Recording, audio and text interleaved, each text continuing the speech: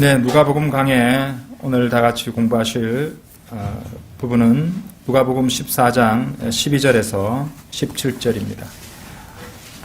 누가복음 14장 12절에서 17절까지입니다. 예, 다 찾으신 줄 알고 제가 받들어 읽겠습니다. 누가복음 14장 12절에서 17절. 또 주께서 자기를 초대한 사람에게 말씀하시기를 네가 점심이나 저녁을 마련하거든 너희 친구들이나 형제들이나 친척들이나 부유한 이웃들을 청하지 말라.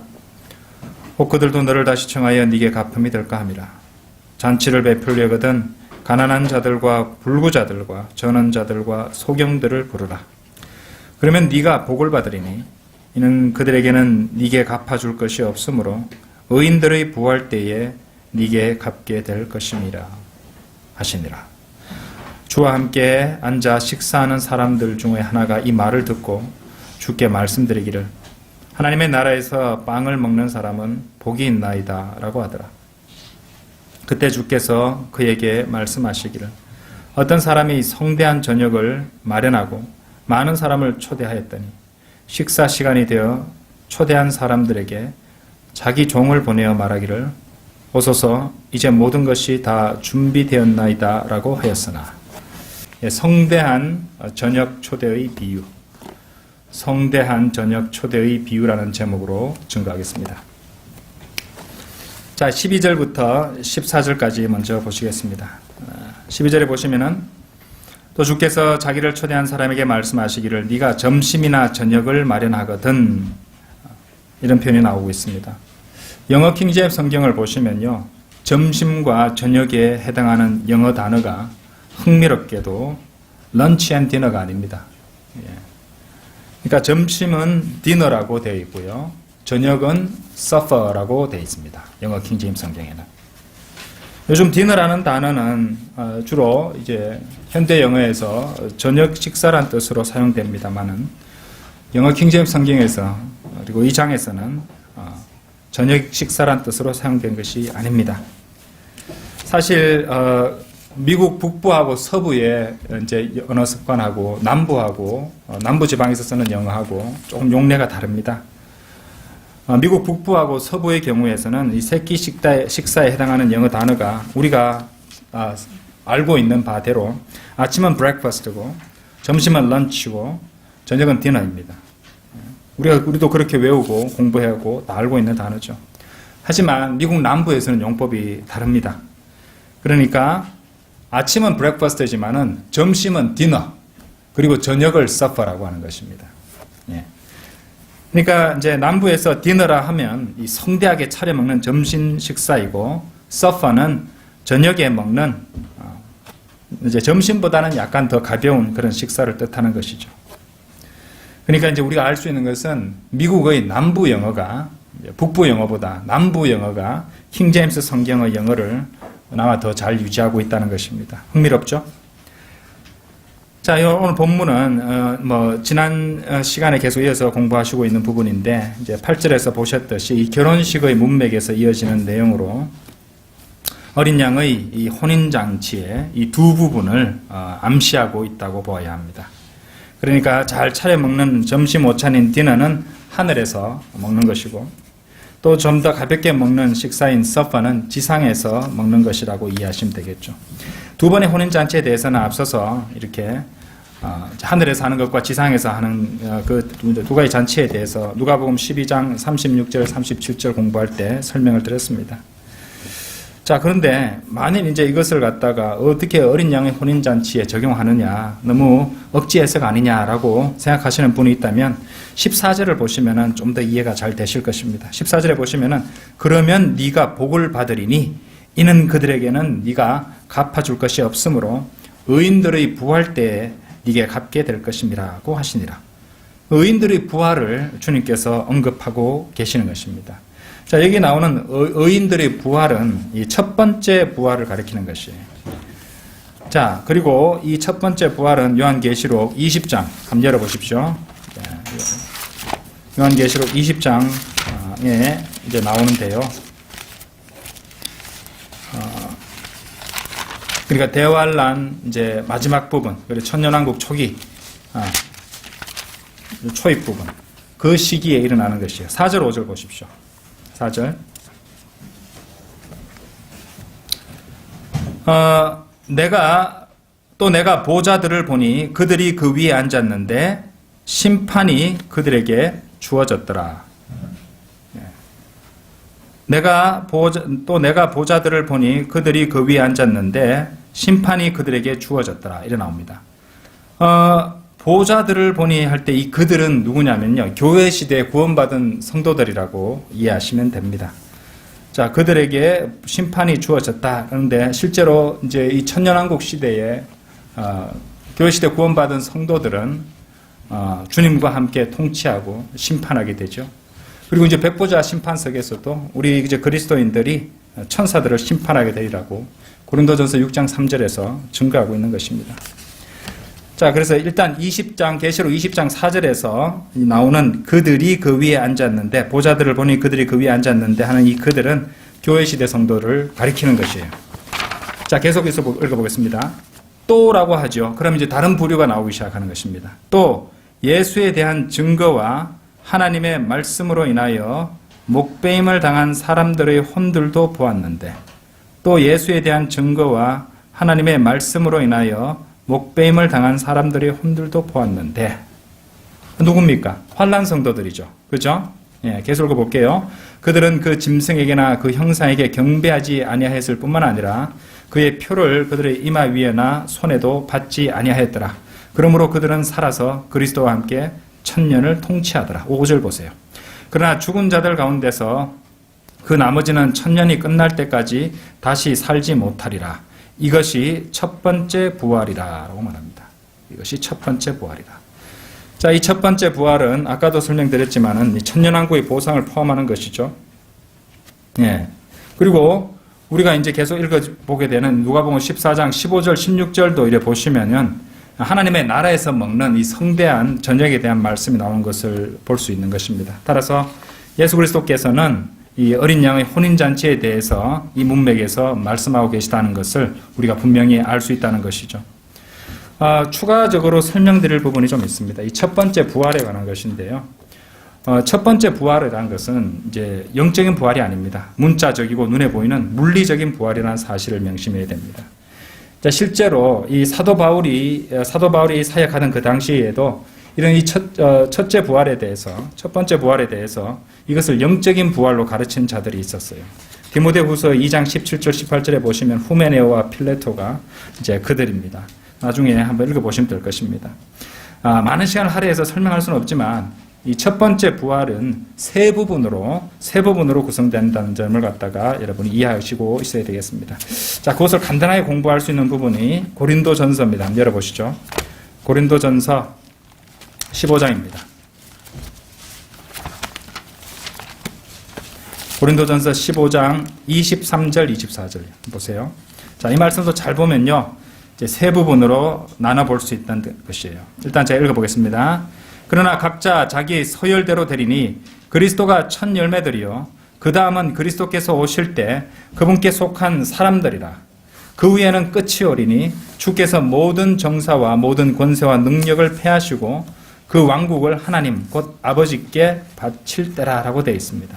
자, 먼저 첫 열매들, 그렇죠? 그리스도가 첫 열매들이요. 그리스도는 한 분이신데 왜 첫 열매들이라고 하느냐? 예수 그리스도께서 부활하셨을 때, 그렇죠? 그분과 더불어 부활하고 또 휴거되었던 구약 성도들 중 일부분들, 이들을 가리키기 때문에 예수 그리스도가 첫 열매들이요라고 이게 표현이 되어 있는 것입니다. 관련 구절은 마태복음 27장 52절에서 53절을 읽어보시면 되는 것이에요. 자, 이제 그리스도가 첫 열매들이요는 첫 번째 부류가 나왔죠. 자, 그 다음에 나옵니다. 그 다음은 그리스도께서 오실 때 그분께 속한 사람들이라. 당연히 이제 추수라고 표현될 수 있는 이 교회 시대 끝에 우리가 지금 살고 있는 이 마지막 때에 예수 그리스도의 공중 재림과 더불어 휴거받는, 들림받는 신약 성도들을 가리키는 것이에요. 자, 그럼 세 번째 부류는 어디 나오는가? 고린도전서 15장 24절에 보시면 그 후에는 끝이 오리니라는 표현이 있죠.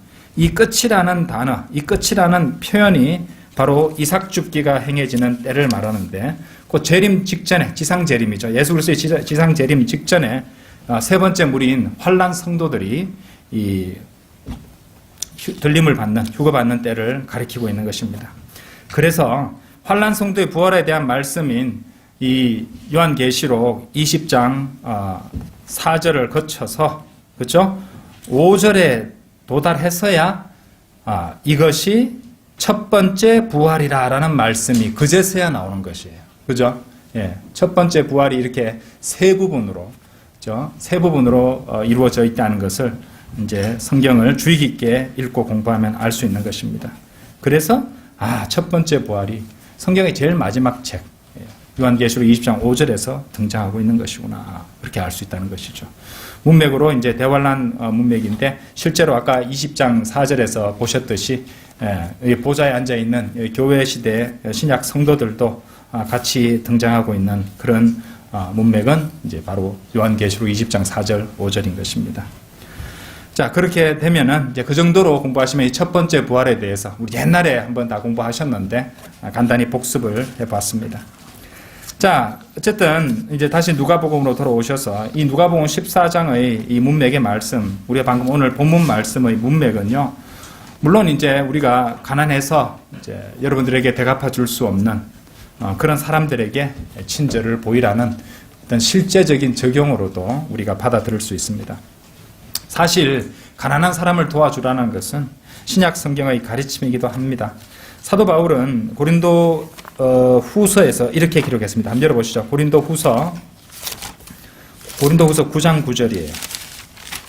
고린도 후서 9장 9절에 보시면은 기록되기를 그가 멀리 흩어서 가난한 자들에게 주었으니 그의 의가 영원히 남음이라 함과 같으니 라는 표현 나옵니다. 그렇죠? 예. 그런데 여러분들, 사탄은 항상 좋은 것을, 마귀는 항상 좋은 것을 왜곡시켜버리죠. 가난한 사람을 돕는 것은 참으로 우리도 해야 되고 좋은 일입니다.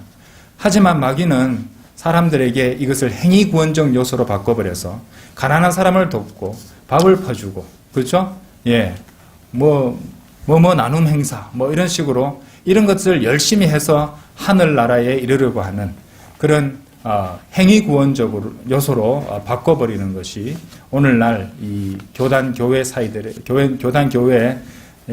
사이에서 일어나고 있는 일이라고 할 수 있습니다. 우리가 반드시 기억해야 될 것은요, 이 말씀에 나오는 그의 의가 영원히 남음이라, 맞죠? 가난한 사람한테 주면은 의가 영원히 남는다고 오해하기 딱 좋게 되어 있습니다. 그렇죠? 예. 그런데 이것은 여기 나오는 이 의는 예수 그리스도를 믿어서 이미 하나님의 의를 소유한, 하나님의 의가 전가된 한 믿는 사람에 의해서 행해진 의가 영원히 남다는 말입니다. 이해되시죠?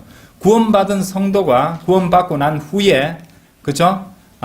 가까이는 이제 가난한 형제 자매들을 돕고, 그렇죠? 또 도울 수 있는 대로 가난한 사람들을 도움으로써 그렇게 행한 선행이 그 의가 영원히 남다는 말씀이지, 가난한 사람들을 도와서 밥을 퍼줘서 영원히 이제 남는 의가 되어서 하늘나라에 이른다, 이런 행위 구원을 가르치는 그런 구절이 아니라는 것입니다.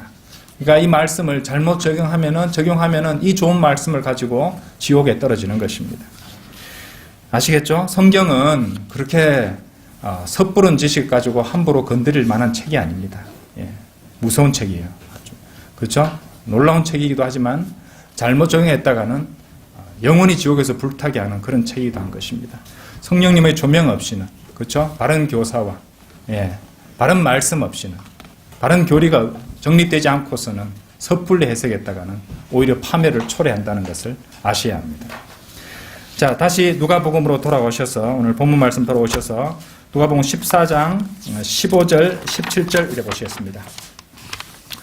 주와 함께 앉아 식사하는 사람들 중 하나가 이 말을 듣고 주께 말씀드리기를 하나님의 나라에서 빵을 먹을 사람은 복이 있나이다라고 하더라. 그때 주께서 그에게 말씀하시기를 어떤 사람이 성대한 저녁을 마련하고 많은 사람을 초대하였더니 식사 시간이 되어 초대한 사람들에게 자기 종을 보내어 말하기를 오소서 이제 모든 것이 다 준비되었나이다라고 하였으나. 자, 이미 앞에서 여러 번 설명드린 바이지만요. 로마서 14장 17절 말씀에는 하나님의 나라는 먹고 마시는 것이 아니라 다만 성령 안에서 의와 화평과 기쁨이다. 기쁨이라는 말씀이 있습니다. 왜? 하나님의 나라는 영적인 나라라 그랬죠. 천국은 물리적인 왕국이라고 그랬습니다. 그런데 왜 하나님의 나라에서 빵을 먹는다는 말이 나올까요? 많이 설명드렸죠. 우리의 왕께서 오실 때 주님께서는 하나님의 나라와 천국, 그러니까 물리적 왕국과 영적 왕국 모두를 다 가지고 오십니다. 그렇기 때문에 15절에서 식사 초대를 받아온 사람들 중 하나의 말이 그렇게 기록되어 있는 것입니다. 하나님의 나라에서 빵을 먹을 사람은 복이 있나이다 라는 말입니다. 자, 천년왕국 때에는 영적인 왕국인 하나님의 나라가 이 물리적인 왕국인 천국과 더불어 함께 존재하게 되죠. 그래서 우리는 이 입으로 실제적인 음식물을 집어넣는 것과 관련 없는 그런 영적인 왕국인 하나님의 나라에서 빵을 실제로 먹을 수 있게 된다는 것입니다. 두 왕국이 동시에 존재하게 된다는 것이죠. 자, 우리가 이제 예수님께서 이제 지금 이게 14장 여기서 16 본문 말씀에서 이 주시는 이 성대한 저녁 초대의 비유, 이 말씀은요, 관련 구절을 갖다가 마태복음에서 이렇게 한번 찾아볼 수 있는데요. 일단 한번 열어보겠습니다. 마태복음 22장 한번 열어보시죠.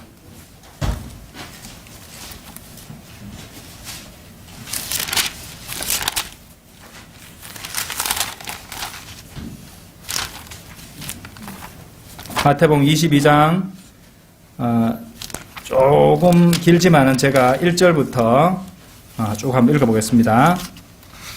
1절부터 14절까지 한번 보겠습니다.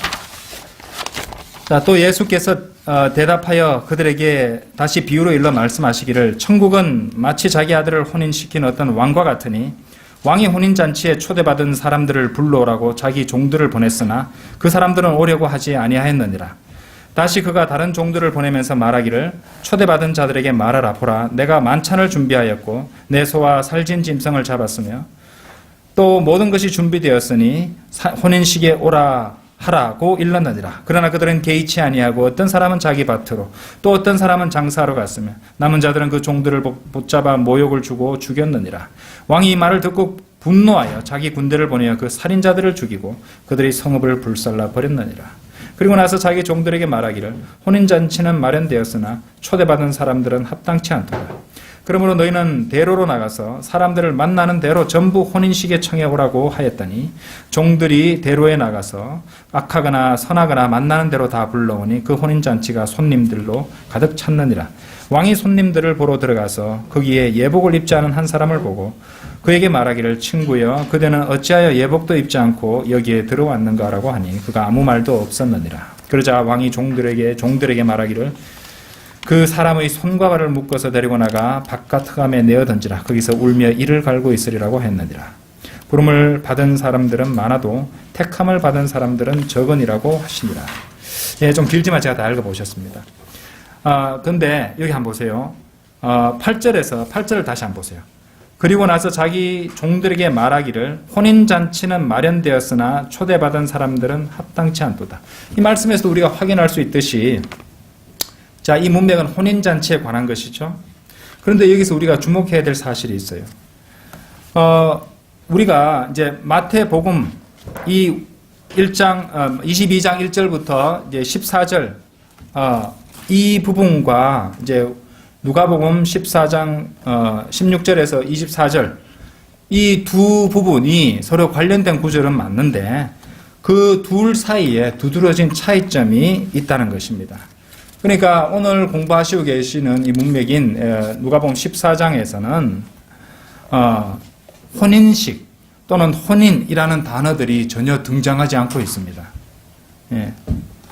그래도 우리는 아까도 제가 이제 서두에 설명도 드렸듯이 이 누가복음 14장의 이 문맥을 어린 양의 혼인잔치에 대해서 우리가 예언적인 적용으로 얼마든지 할 수 있다고 전혀 의심할 바 없이 적용할 수 있다고 설명을 드렸습니다.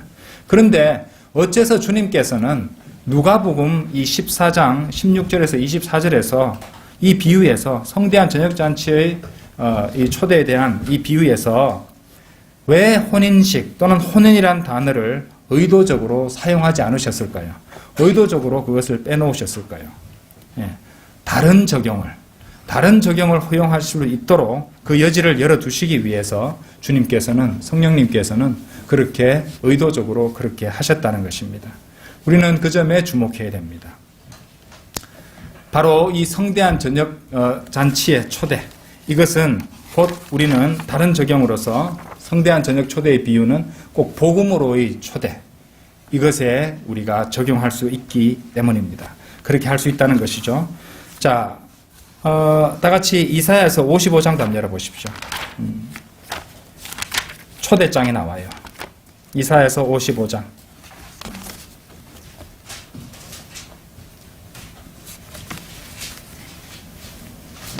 55장 1절에서 3절입니다. 아, 너희 목마른 자들은 누구든지 물들로 나아오라. 돈 없는 자도 오라. 너희는 와서 사 먹으라. 정령 와서 돈 없이 값 없이 포도주와 젖을 사라. 어찌하여 너희는 양식이 아닌 것을 위하여 돈을 쓰며 배부르지 않은 것을 위하여 수고하느냐. 내게 열심히 경청하고 좋은 것을 먹으라. 그리하여 너희 혼이 풍요함 속에서 스스로 기뻐하게 하라. 너희 귀를 기울이고 내게 와서 들으라. 그리하면 너희 혼이 살리라. 또 내가 너희와 영원한 언약을 맺으리니 곧 다윗의 확실한 자비니라. 그렇죠? 신약 구원은 성경에서 하나님의 값없는 선물로 언급되죠. 다 같이 로마서 5장 18절도 한번 열어보십시오. 다 연결되고 있습니다. 로마서 5장 18절.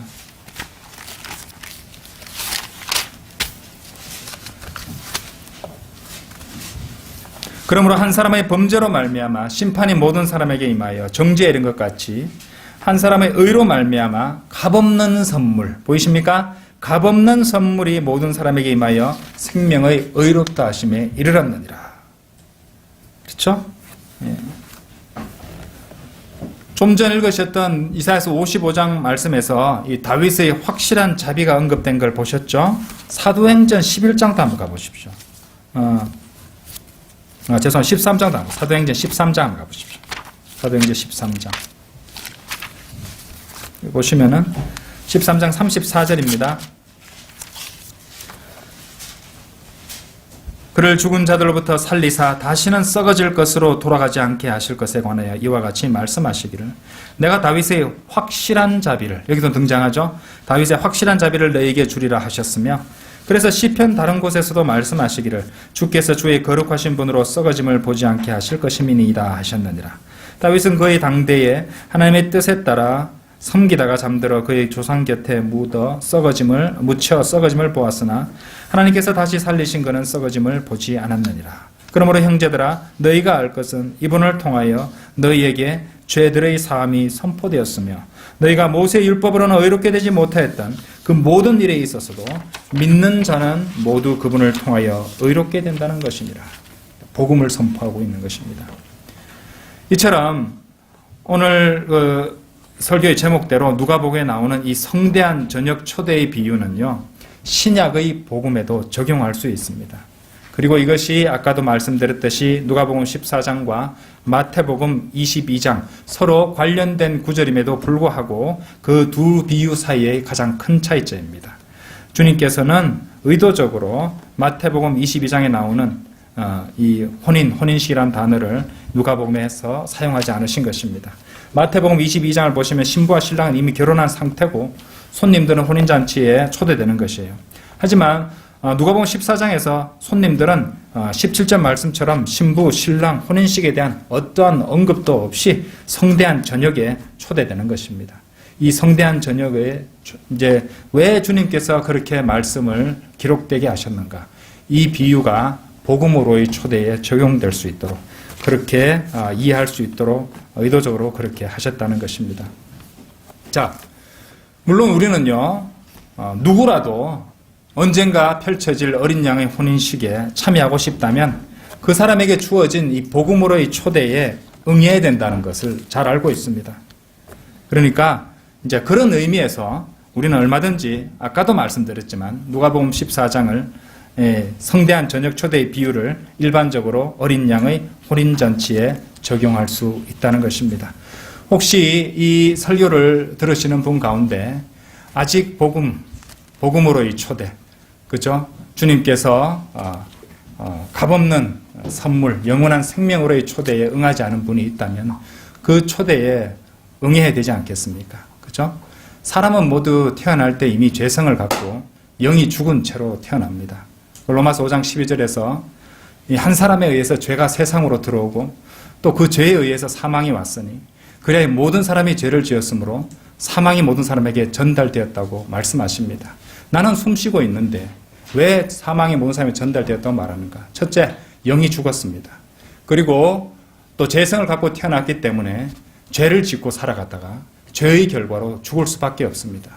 그런데 죽고 나서, 육신이 죽고 나서 그냥 끝이 나는 것이 아닙니다. 히브리서 9장 27절에서는 한 번 죽는 것은 사람들에게 정해진 것이고 그 뒤에는 심판이 정해진 것 같이라고 말씀하시기 때문입니다.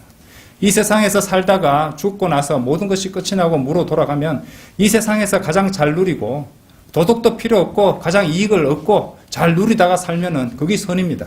하지만 성경은 죽음보다 분명한 것이 심판이라고 말씀하시고 요한계시록 20장에 읽어보시면 무시무시한 설명이 나옵니다.